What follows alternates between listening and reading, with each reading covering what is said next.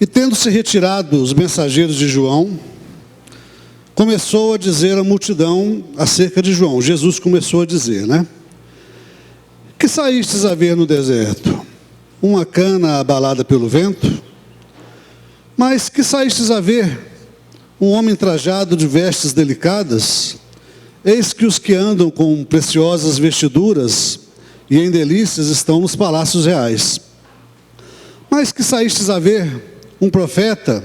Sim, vos digo, e muito mais do que profeta.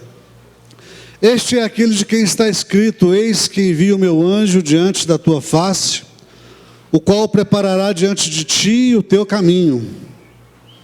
Eu vos digo que entre os nascidos de mulheres não há maior profeta do que João o Batista, mas o menor no reino de Deus é maior do que ele.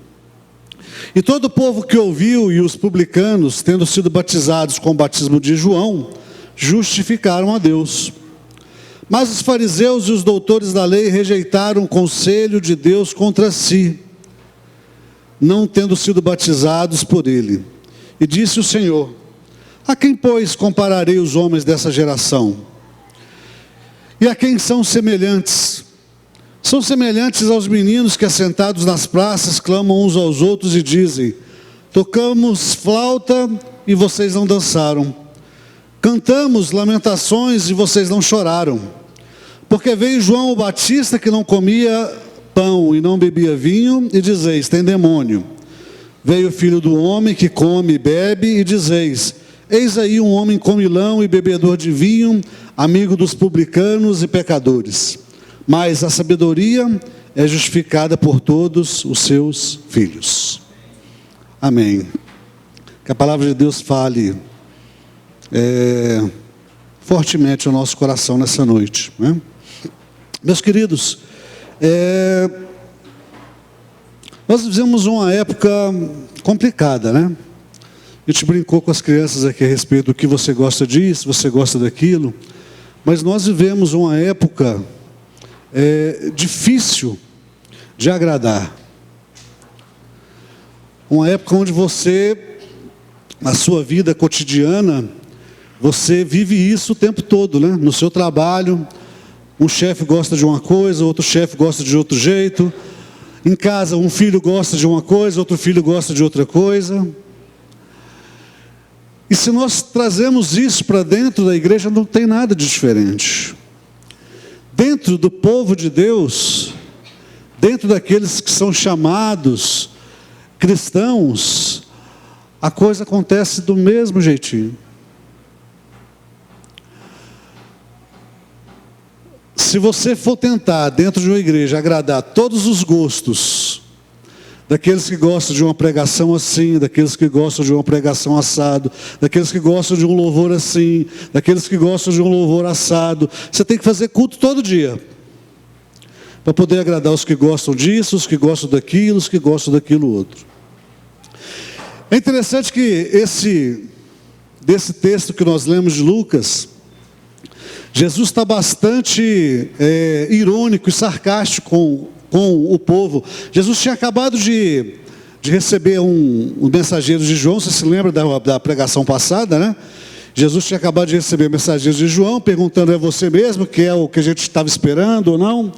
E aí, quando esses mensageiros então vão embora, Jesus começa a fazer algumas perguntas. Mas as perguntas que Jesus faz não são perguntas para serem respondidas. Tem uma certa ironia de Jesus naquelas perguntas ali que ele está fazendo para o povo. Porque, queridos, nós precisamos entender uma coisa. A nossa vontade, ela nunca vai se sobrepor à vontade de Deus. Você pode ter todas as vontades do mundo, você pode ter todos os desejos do mundo, mas a sua vontade, a minha vontade, ela nunca vai ser sobreposta à vontade de Deus. A vontade de Deus sempre vai prevalecer em todos os sentidos e em todos os momentos das nossas vidas. Nós aprendemos isso hoje pela manhã na EBD, e eu fiquei impressionado que a aula do pastor Walter acabou falando aquilo que eu falaria hoje à noite também. Se você esteve na EBD hoje cedo, você viu que foi falado sobre os decretos de Deus. E essa geração nossa, essa nossa geração agora, ela simplesmente acha que ela pode falar aquilo que ela quer que aconteça, e simplesmente tem que acontecer, porque é um grupo grande de pessoas que está querendo aquilo, ou é um grupo pequeno, mas de gente organizada que quer aquilo. E quando aqueles mensageiros de João então saíram, e Jesus começa a questionar aquela grande multidão que estava ali, porque Jesus queria fazê-los entender que não importava a vontade deles ali, mas o que importou, na verdade, inclusive para a salvação daqueles homens que estavam ali, foi a vontade eterna de Deus na vida deles. E hoje nós vemos que muitas pessoas vêm à igreja buscando uma palavra que agrade o seu coração, uma palavra de autoajuda, uma palavra motivacional, algo que faça ele sair daqui de dentro pensando assim: poxa, eu sou o cara, amanhã eu vou arrebentar, amanhã eu vou fazer, amanhã eu vou acontecer. Boa parte das pessoas que vem à igreja esperando que o pregador fale para ele: você é a menina dos olhos de Deus. Eu tenho que repetir, pastor Walter, o que você falou, porque é assim que as pessoas pensam hoje. Porque você é o centro, porque você é importante para Deus, porque sem você Deus não existiria. E as pessoas, boa parte delas, procuram as igrejas esperando que vão sair de lá ouvindo alguma coisa nesse sentido. E eu pergunto para você, como Jesus perguntou para aquela multidão: o que você veio ver aqui hoje? Você que saiu de casa, começou a se arrumar às 5 horas, 5h30, 6 horas, se vestiu, tomou seu banho, né? Se vestiu, se perfumou. O que você veio ver aqui hoje?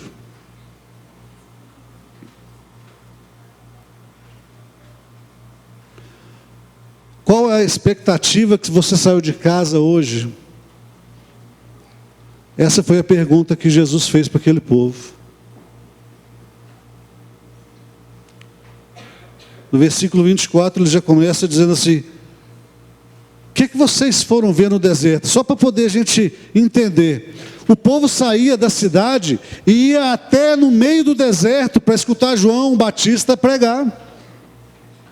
Não era ali do lado de casa, não. Eles tinham que andar um certo tempo para poder chegar até onde João estava pregando. E Jesus pergunta para eles: o que vocês foram ver no deserto? Uma cana balançando no vento? Ou de repente vocês saíram de casa, foram para o deserto, ver um homem bem trajado, bem vestido, com vestes finas, falando de forma apurada, de forma rebuscada? E as duas respostas a essas duas perguntas de João foram não.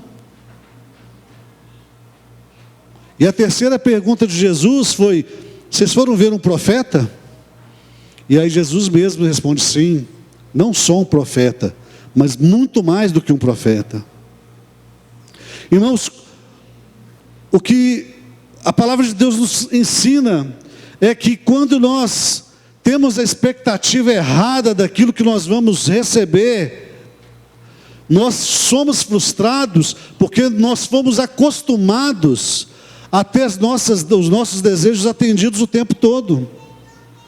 Se você está na igreja há 10 anos, ou um pouco mais do que isso, você foi acostumado, você foi treinado a dizer para Deus aquilo que você queria. Você foi acostumado a dizer para Deus que você determinava e Deus tinha que fazer. Que bastava você orar, que Deus tinha que te responder. E Jesus então fala para aqueles homens assim: vocês foram ver um profeta, sim, mas muito mais do que o profeta. Porque aquele profeta não falava qualquer coisa. Aquele profeta especificamente, João Batista, não tinha uma palavra de ânimo, não tinha uma palavra de ajuda, não tinha uma palavra que fazia aquele povo sair dali batendo no peito e falando: amanhã meu dia vai ser melhor. Muito pelo contrário, João virava para aquele povo e dizia: vocês têm que se arrepender para se ver livre da ira divina, porque se vocês não se arrependerem, vocês vão ser levados para o inferno.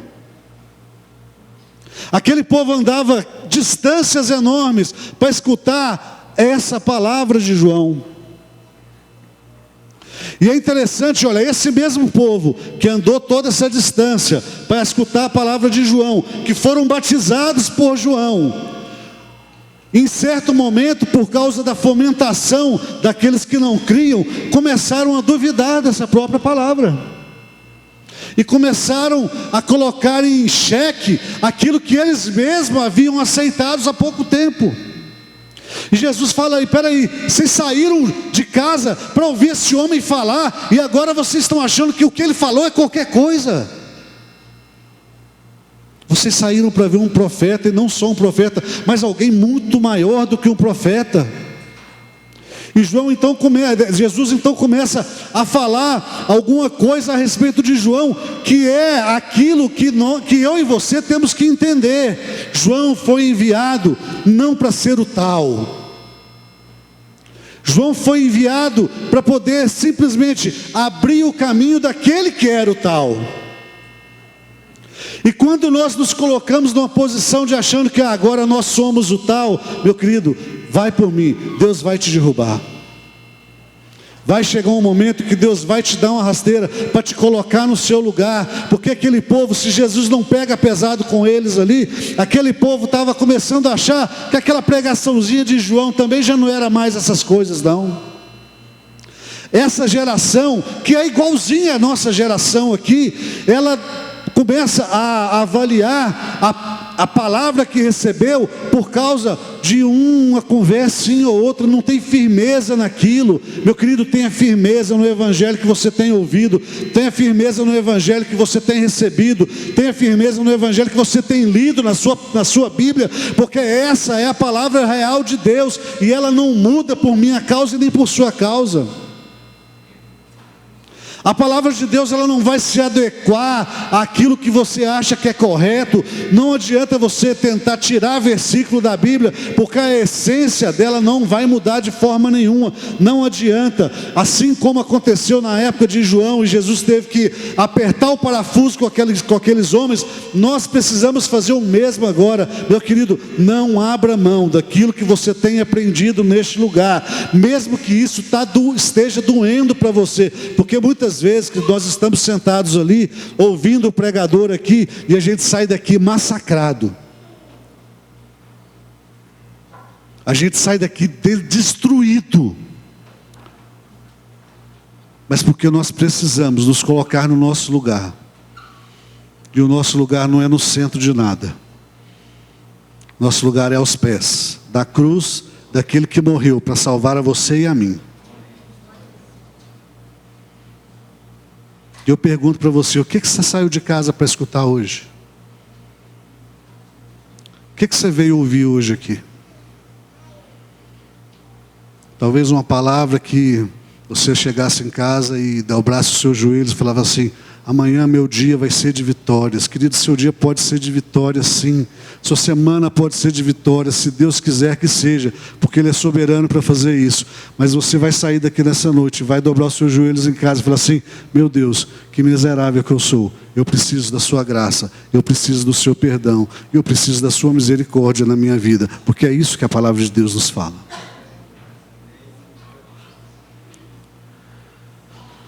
João pregava o tempo todo a mesma mensagem. João não mudava.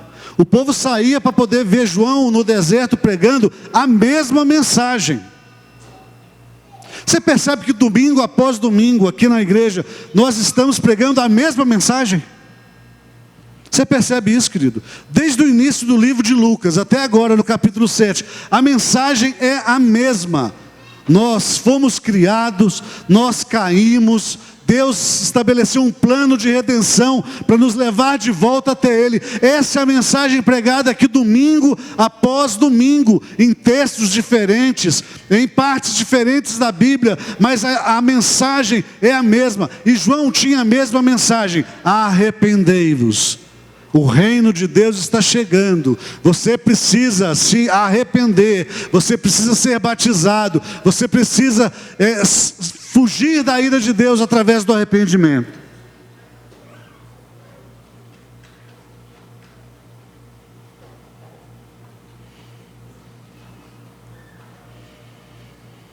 E quando Jesus então faz essas perguntas que o povo não tinha resposta, a Bíblia fala no verso 29, todo o povo que ouviu, e os publicanos, tendo sido batizados com o batismo de João, justificaram a Deus. Querido, o termo justificar a Deus quer dizer, concordou com Deus, quando Deus disse que eles eram pecadores e precisavam se converter. Quando a palavra de Deus fala justificaram a Deus, é isso, aquele povo reconheceu que precisava se arrepender e precisava do perdão de Deus para poder ser salvo. E é interessante que nesse versículo 29, a Bíblia faz uma distinção, né? E todo o povo que ouviu e os publicanos. Por que a Bíblia destaca publicanos? Você sabe quem eram os publicanos? Os publicanos eram uma raça que ninguém gostava deles. Era o povo que cobrava imposto. Mas não era assim, igual o governo cobra imposto da gente hoje não, né? Na fonte, quando você recebe, ou quando você paga. Não, o povo, ele entrava na casa e lá ele arrancava aquilo que ele achava que servia como pagamento de imposto.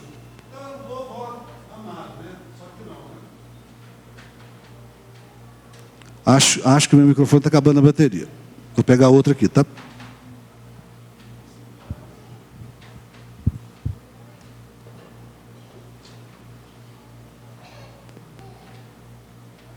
Alô? Então os publicanos, quando a Bíblia faz uma distinção aqui, todo o povo e os publicanos, é para a gente entender que a pior raça que tinha naquela época, aquela pior raça de gente, também reconheceu que precisava se arrepender e se converter. Mas tinha uma estirpe de gente que achava que não precisava. E não é porque eles eram melhores, não, é porque eles achavam que não precisavam. Que eram os fariseus e os doutores da lei, os advogados. Nada contra os advogados, mas aqui a Bíblia fala fariseus e os doutores da lei, os advogados. Esses homens, não porque eles eram fariseus ou doutores da lei, eles não aceitaram, queridos, porque eles não estavam inseridos dentro da vontade de Deus, daqueles que seriam salvos. Mas a Bíblia nos mostra essa distinção, para que a gente entenda que Deus tem aqueles que Ele elegeu, e aqueles que vão ouvir, e não vão aceitar de forma nenhuma, porque não são escolhidos.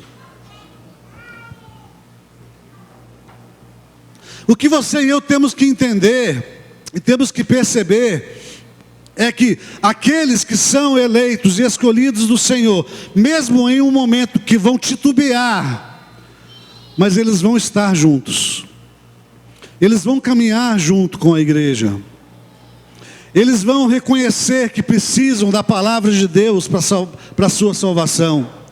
O irmão Rodrigo falou aqui, a fé vem pelo ouvir, e ouvir a palavra de Deus. Deus escolheu um método para poder fazer com que a fé brotasse no meu coração e no seu coração.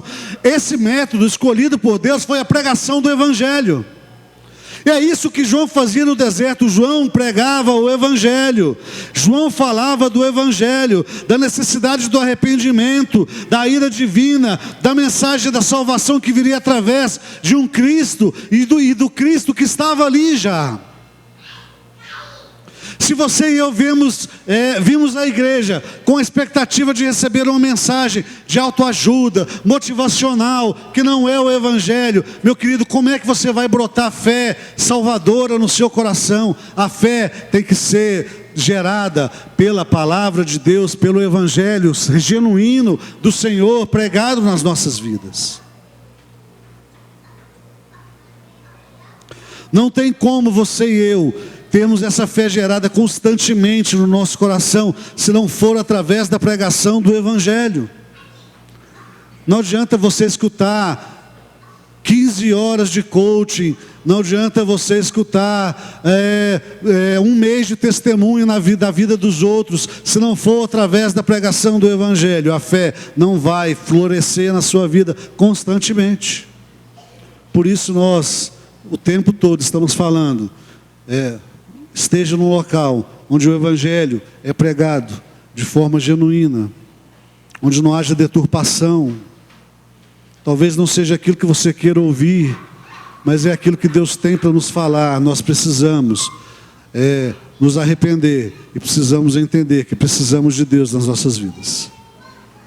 Nós precisamos reconhecer a nossa dependência de Deus, a dependência da nossa vida. A nossa vida tem uma dependência 100% integral de Deus. Se não for assim, não adianta. Jesus então continua dizendo, no versículo 31, então ele começa dizendo: e disse o Senhor, a quem pois compararei os homens dessa geração? E a quem são semelhantes? E aí Jesus começa então a zombar daqueles homens, né? Vocês são semelhantes a meninos assentados na praça, que uns querem brincar de uma brincadeira alegre, quando ele fala de tocar a flauta, e outros querem brincar de uma brincadeira triste, brincar de funeral, por exemplo. E por que Jesus falou isso? E ele explica depois, porque veio João Batista, que jejuava, que não comia, que não bebia, e vocês acharam que ele tinha demônio.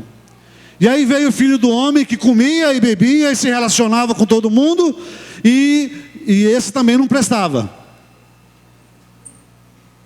O que vocês querem de verdade?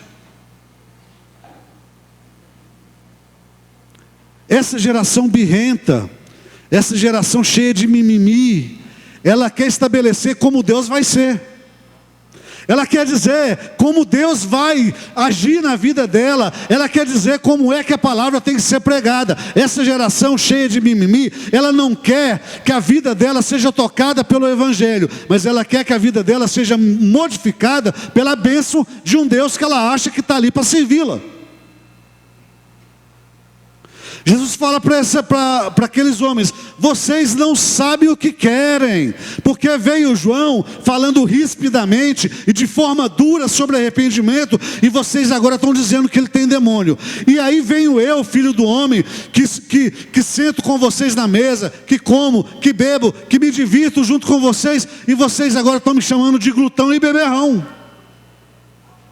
Porque na verdade o que aqueles homens queriam era um Deus que se enquadrasse da forma como eles desejavam que fosse.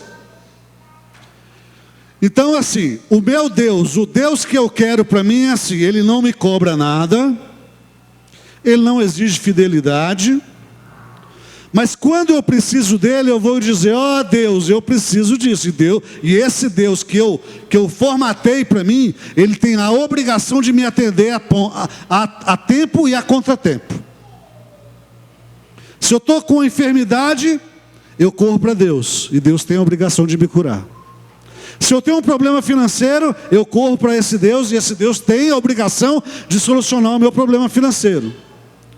Se eu tenho um problema no meu casamento, eu corro para esse Deus, e esse Deus tem que dar jeito de fazer a minha esposa reconhecer que ela está errada e eu estou certo. É isso que Jesus está dizendo aqui. Vocês na verdade não sabem o que querem. E sabe por que a geração não sabe o que quer? Porque essa geração não foi tocada pelo Evangelho. Quando você e eu somos tocados pelo Evangelho, nós sabemos exatamente quem nós somos. Queridos, nós somos exatamente nada. É o que nós somos. Todo o Evangelho de Lucas fala sobre o plano redentivo de Deus para salvar o homem. Todo o Evangelho de Lucas fala sobre isso, que Jesus veio buscar e salvar aquele que estava perdido. Meu querido, não tem como Jesus salvar alguém que não acha que está perdido. Se você não acredita que você não é nada, que você precisa de Deus, porque Deus é realmente tudo, você começa a criar deuses para você, você não vai conseguir ser tocado pelo Evangelho. Você começa a criar os seus deusinhos. Você começa a ser seletivo na pregação. Esse domingo agora, qual é a escala? Pastor André. Então, Pastor André, deixa eu ver. Não, eu vou. Pastor André, eu vou ouvir. Não, esse domingo agora quem vai pregar é o Wesley. Não, Wesley, não sei não. Acho que domingo que vem eu vou. Nesse domingo agora eu vou fazer alguma coisa. Meu querido, a palavra que sai da boca do pastor André, da boca do pastor Paulo, da boca do Wesley, da boca do Rodrigo, da minha boca, é a mesma palavra, é Evangelho. Se isso acontece, meu querido, pode vir sem medo, você vai ser abençoado, porque você vai ouvir o Evangelho. O que aquele povo não queria, na verdade, era Evangelho. Aquele povo queria uma palavra que afagasse o ego dele. Aquele povo queria alguma coisa que satisfizesse as vontades e as necessidades imediatas deles. João quase caiu nessa armadilha. Quando João manda perguntar para Jesus, é você aquele e tal, não é porque João duvidava, mas é porque João não estava acompanhando tudo que estava acontecendo ao redor dele naquele momento. Tanto que Jesus falou assim, olha, quando os discípulos perguntaram, o que Jesus fez? Respondeu, eu sou o enviado. Jesus fez isso? Não, Jesus falou assim, olha o que está acontecendo. Vejam as pessoas curadas, as pessoas salvas, vejam o Evangelho sendo pregado, e volta para João e fala isso. Queridos, no mesmo momento, pode ter certeza, quando os discípulos de João chegaram e falaram para ele o que tinha acontecido, com certeza, na mesma hora, João já tirou toda a dúvida que ele pudesse ter se Jesus era o Cristo, era o Messias enviado. João, o último dos profetas, antes da nova aliança, estava já anunciando que viria uma nova aliança através do Cristo.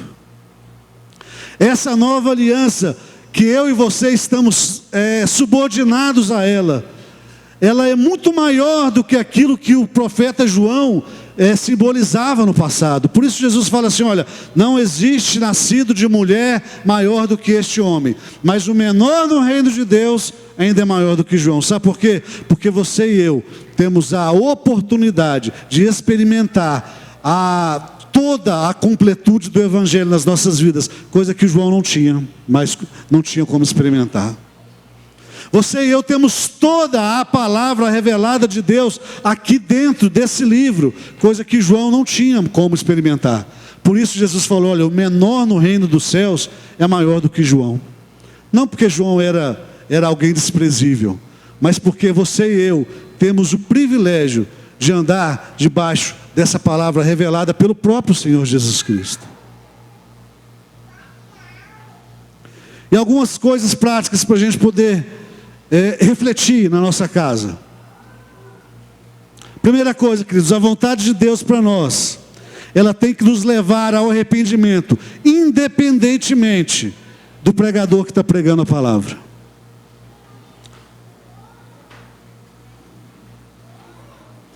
Vê no verso 29 que nós lemos aí, e todo o povo que ouviu e os publicanos, tendo sido batizados com o batismo de João, justificaram a Deus. Eles tinham ouvido a palavra dura de João, e agora estavam ouvindo uma palavra mais branda de Jesus.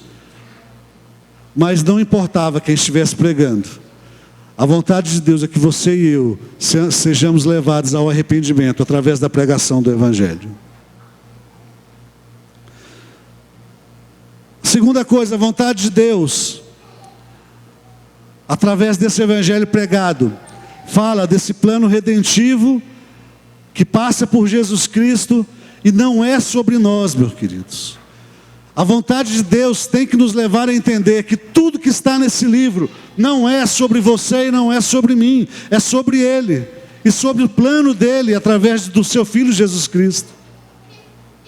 Quando eu entendo a vontade de Deus, que a vontade de Deus ela é soberana e superior a qualquer coisa que eu tenha na minha vida, eu preciso entender que tudo que Deus fez foi por Ele, para Ele e por intermédio dEle e para a glória dEle.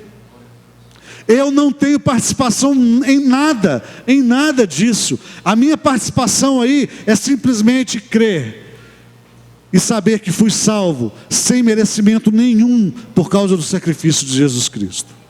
É só isso. Outra coisa que eu preciso entender é que a vontade de Deus não faz distinção entre classe social, entre grau de instrução, mas ela vai despertar quem tiver que ser despertado, e ela vai fechar a quem tiver que ser fechado. A palavra de Deus tem que ser anunciada o tempo todo, e a vontade soberana de Deus é quem vai mostrar aqueles que são e aqueles que não são. A você e a mim não cabe dizer fulano é, fulano não é, aquele parece ser, aquele não parece ser. A minha e a sua função é pregar o Evangelho, falar dessa palavra, e o próprio Deus vai despertar aqueles que são e aqueles que não são. A vontade de Deus deve me levar e levar você a viver de forma equilibrada a verdade da palavra de Deus. Nem no legalismo e nem no antinomismo, que é onde não há, tudo é válido, tudo pode ser feito. Os fariseus viviam no legalismo, na letra da lei. E os publicanos do outro lado viviam de qualquer jeito, sem lei, sem regra, sem nada. Chegavam na casa dos outros, pegavam o que queria, o que não queria. A vontade de Deus para você e para mim é que nós vivamos uma vida centrada no Evangelho. Aquilo que é, será. Aquilo que não é, não me cabe dizer que é. Aquilo que é pecado, aquilo que não é pecado, que não está na palavra de Deus, não me cabe dizer que é pecado. Eu não posso ser nem legalista e nem ser liberal demais. Eu tenho que viver centrado naquilo que é o Evangelho. E por último, meu querido, a palavra de Deus, a vontade de Deus para você e para mim, é que eu tenha coragem de enfrentar o pecado de frente. Não só o meu, mas o pecado que está à nossa volta também. João estava preso, porque repreendeu o rei.